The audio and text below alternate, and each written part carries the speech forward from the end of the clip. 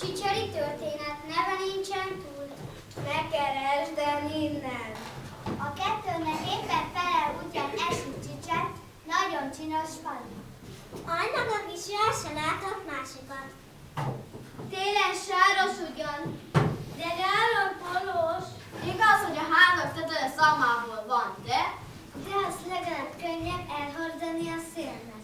Amilyen szemre való a falu, olyan belülők a lakói. Mezitláb járnak, hogy a csizmájuk ne kopogjon. Csurgás bálnak az eső előtt. Roskával mérik a vizet, megaszolják a havat. Fát nem ültetnek az udvarra, hogy le ne essen róla a gyerek. És ez még mindig semmi. Aratáskor pedig megállítják a doronyórát, hogy a nap tovább tartson.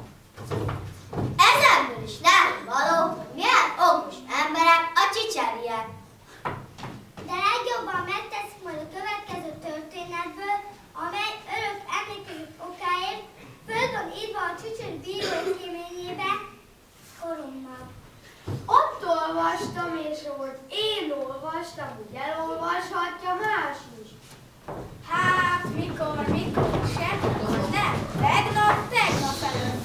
Egyszer a Csicseri bíróné, amint a barom udvarban seregkedett. Tűz van!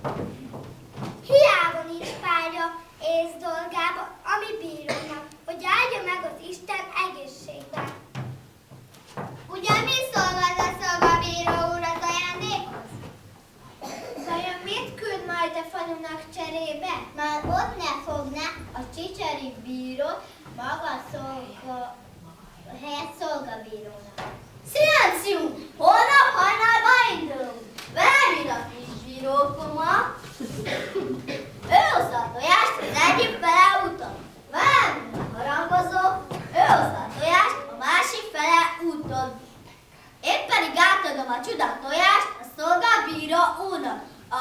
szolgabíró úr elé érünk, én állok legelől, utána a kisbírókomat, utána a harangozó sorgot.